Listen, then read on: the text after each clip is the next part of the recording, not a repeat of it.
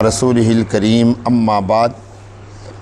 پارہ نمبر ہے 14، رکوع نمبر ہے 14 اور آیت نمبر آج ہم پڑھیں گے 63، 64 اور 65۔ اعوذ باللہ من الشیطان الرجیم، بسم اللہ الرحمن الرحیم۔ تاللہ لقد ارسلنا الى من قبلک فزین لهم الشیطان اعمالهم فهو ولیهم اليوم ولهم عذاب علیم۔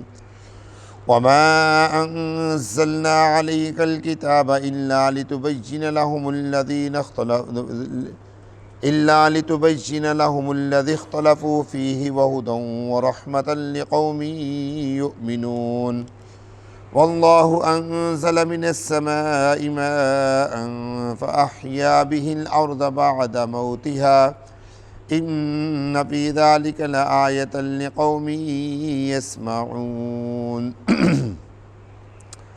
اللہ رب العزت ارشاد فرما رہے ہیں، تاللہ اللہ کی قسم، لقد ارسلنا البتہ تحقیق بھیجا ہم نے الی امم پہلی امتوں کی طرف من قبل کا آپ سے پہلے، فزین لهم الشیطان سو مزین کر دیا ان کے لیے شیطان نے، اعمالہم ان کے اعمال کو، فہو ولیہم پس وہ ان کا دوست ہے، الیوم آج، ولہم عذاب علیم اور ان کے لیے دردناک عذاب ہے۔ وما انزلنا علیک الکتاب اور نہیں اتارا ہم نے آپ پر کتاب کو، الا مگر اس لیے کہ بیان کریں آپ ان کو، الذی وہ چیز جس میں انہوں نے اختلاف کیا، اور یہ کتاب ہدایت ہے ان کے لیے اور رحمت ہے اس قوم کے لیے جو ایمان لاتے ہیں۔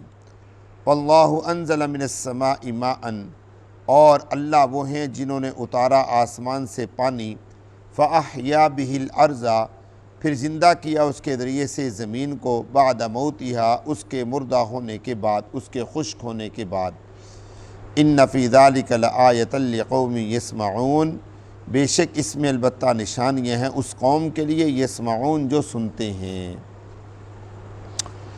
ان آیات مبارکہ میں اللہ تبارک و تعالی نے مشرکین کو پہلی امتوں کی مثال دے کر سمجھایا۔ لقد ارسلنا، اللہ فرماتے ہیں کہ جیسے نبی محترم صلی اللہ علیہ وسلم تمہارے اندر تشریف لائے ہیں، ایسے ہی تم سے پہلے جو امتیں گزری ہیں ان امتوں میں بھی حضرات انبیاء علیہم السلام تشریف لائے، اور انہوں نے بھی لوگوں کو اللہ کی توحید کی دعوت دی، قیامت اور معاد کی طرف لوگوں کو بلایا، لیکن ان لوگوں نے بھی کیا کیا؟ انکار کیا، اور ان کے انکار کی وجہ یہ تھی، زین لهم الشیطان کہ شیطان نے ان کے لیے اعمال کو مزین اور خوبصورت بنا دیا تھا، یعنی جس کام میں وہ لگے تھے شیطان نے اس کام کو مزید اور خوبصورت بنا کر پیش کیا۔ اب مزید خوبصورت کیسے پیش کیا جاتا ہے؟ عیاشیوں میں ڈال کے، کہ انسان جتنا عیاشیوں میں جاتا ہے انسان یہ سمجھتا ہے کہ یہ دنیا ہمارے لیے کیا ہے؟ سب سے بڑی زندگی ہے۔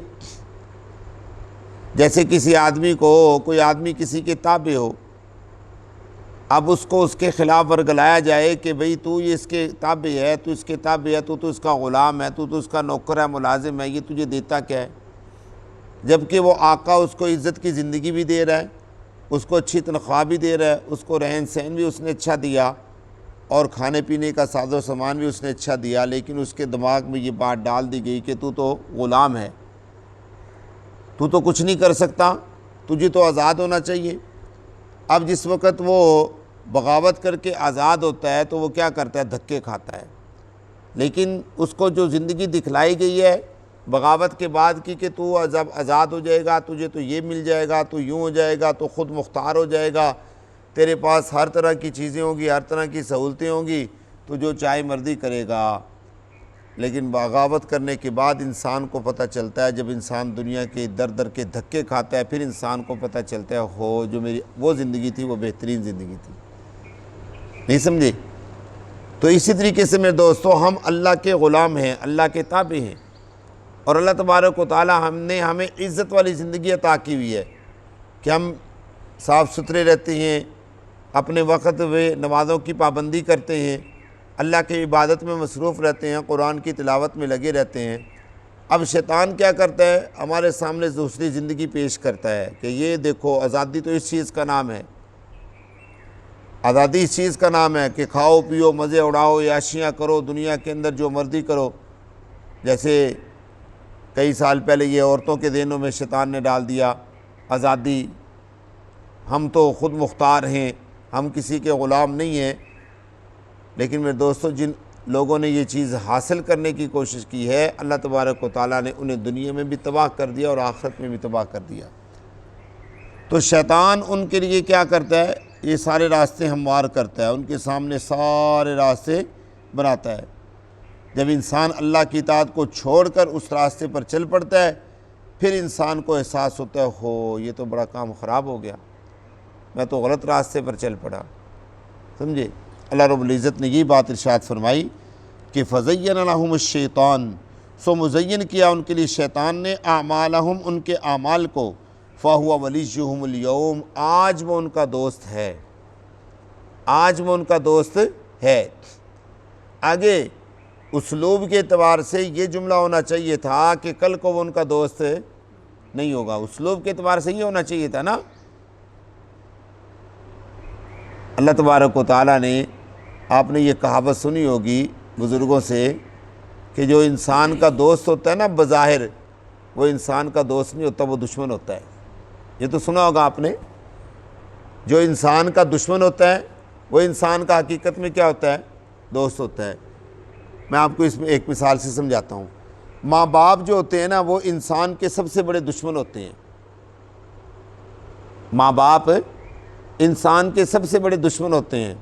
ماں باپ کے ڈانٹنے سے، ڈپٹنے سے انسان کے دل میں نفرت پیدا ہوتی ہے اور انسان کو غصہ چڑھتا ہے۔ اور جو دوست ہوتے ہیں وہ انسان کے سب سے بڑے دوست ہوتے ہیں، لیکن زندگی میں کبھی دھوکہ ماں باپ نہیں دیتے، زندگی میں کبھی دھوکہ ماں باپ نہیں دیتے۔ اگر دھوکہ دیتے ہیں تو کون دیتے ہیں؟ دوست دھوکہ دیتے ہیں، ماں باپ کبھی دھوکہ نہیں دیتے۔ کیوں؟ ماں باپ اگر دشمن بھی ہیں تو وہ دشمن ہو کر بھی کیا ہیں؟ مخلص ہیں۔ اور دوست اگر دوست بھی ہے تو وہ دوست ہو کر کیا ہے؟ وہ مخلص نہیں ہے۔ اب اس مثال کو سمجھیے کہ شیطان بظاہر دوست ہے، مخلص نہیں ہے، اور اللہ تبارک و تعالیٰ بظاہر انسان کو سختیوں میں ڈالتی ہیں، یہ کرو یہ کرو یہ کرو، لیکن اللہ مخلص ہیں، دشمن نہیں ہے۔ سمجھے؟ اللہ تبارک و تعالیٰ نے فرمایا کہ آج تمہیں وہ بظاہر دوست نظر آ رہا ہے، حقیقت میں دوست نہیں ہے۔ آج بظاہر وہ تمہیں دوست نظر آ رہا ہے، لیکن جب کل قیامت میں وہ تمہیں چھوڑ کر چلا جائے گا، پھر تمہیں اللہ کے عذاب سے بچانے والا کوئی نہیں ہوگا۔ اس لیے اللہ تبارک و تعالیٰ نے فرمایا کہ آج وہ تمہارا دوست ہے، وَلَهُمْ عَذَابٌ عَلِيمٌ، لیکن کل تمہارے لیے دردناک عذاب ہوگا، پھر تمہیں کوئی بچانے والا نہیں ہوگا، بلکہ وہ بھی تمہارے ساتھ کس کے اندر ہوگا؟ عذاب کے اندر ہوگا۔ وَمَا أَنزَلْنَا عَلَيْكَ الْكِتَابَ، اور نہیں اتارا ہم نے آپ پر کتاب کو۔ کتاب کا مقصد کیا ہے؟ یہ جو قرآن مجید ہے، یہ اس کا مقصد کیا ہے؟ لِتُبَيِّنَ لَهُمُ الَّذِي اخْتَلَفُوا فِيهِ، تاکہ بیان کریں آپ ان کے لیے وہ چیز جس میں وہ اختلاف کرتے ہیں۔ اللہ کی ذات کے بارے میں بھی ان کا اختلاف تھا کہ اللہ ایک ہے یہ نہیں ہے، اللہ کیا ہے، اللہ کی ذات کیا ہے۔ سمجھے؟ اللہ رب العزت فرماتے ہیں ہم نے قرآن کو تو جو اتارا اسی مقصد کے لیے اتارا ہے تاکہ آپ کھول کر بیان کر دیں کہ اللہ کوئی ایک، اللہ دو یا تین یا چار کا نام نہیں ہے، بلکہ اللہ ایک وحدہ لا شریک کا نام ہے بس۔ اور اللہ صورتوں کا نام نہیں ہے کہ تم لوگ صورتوں کو دیکھ کر کہو کہ یہ اللہ کی صورت ہے، یہ اللہ کی صورت ہے، نہیں، اللہ کی کوئی صورت نہیں ہے۔ آگے اللہ تبارک و تعالیٰ نے تفصیل کے ساتھ وضاحت فرمائی ہے۔ وَهُدًى وَرَحْمَةً، اور فرمایا کہ یہ قرآن ہدایت ہے، ورحمہ اور رحمت ہے، لِقَوْمٍ يُؤْمِنُونَ، اس قوم کے لیے جو ایمان لائے۔ اللہ تبارک و تعالیٰ نے اپنی ذات کی ایک صورت بیان کر دی، وہ جو اختلاف کرتے ہیں نا، اللہ نے اس کی ایک صورت بیان کر دی۔ وَاللَّهُ أَنزَلَ مِنَ السَّمَاءِ مَاءً، اور اللہ وہ ہے جس نے اتارا آسمان سے پانی۔ تم اللہ کی ذات کو ڈھونڈ رہے ہو نا، کہ اللہ کی ذات کیا ہے، اللہ کی ذات ایک ہے، دو ہے، اختلاف تھا نا، کچھ لوگ کہتے تھے اللہ ایک نہیں دو ہے، کچھ کہتے تھے اللہ دو نہیں 10 ہیں، کوئی کہتے تھے اللہ 70 ہیں، پتہ نہیں کیا کچھ کہتے تھے۔ اللہ تبارک و تعالیٰ نے یہ نہیں بیان فرمایا کہ اللہ ایک ہے، بلکہ اللہ نے اپنی ذات کو اس طریقے سے پیش کیا، واللہ انزل من السماء، اور اللہ وہ ہے جس نے اتارا آسمان سے پانی، فاحیا بہ الارض، پس زندہ کیا اس کے بعد اس کے ذریعے سے زمین کو، بعد موتہا، اس کے خشک ہونے کے بعد۔ زمین خشک ہو چکی تھی، بنجر ہو چکی تھی، اللہ نے آسمان سے پانی اتارا۔ اگرچہ انہوں نے بھی بھگوان بنائے ہوئے تھے اور وہ کہا کرتے تھے کہ یہ بت جو ہے وہ بارش برساتا ہے، لیکن اللہ تبارک و تعالیٰ نے اپنی ذات کو عام طریقے سے سمجھایا۔ آگے مزید اللہ رب العزت نشانیاں بیان کریں گے۔ اللہ فرماتے ہیں کہ میں ہوں جس نے آسمان سے پانی اتارا۔ ان فی ذالک لآیۃ لقوم یسمعون، بے شک اس میں البتہ نشانی ہے اس قوم کے لیے جو سنتے ہیں۔ باقی انشاءاللہ آگے عرض کریں گے۔ اللہ مجھے اور آپ کو فہم نصیب فرمائے۔ الحمدللہ رب العالمین۔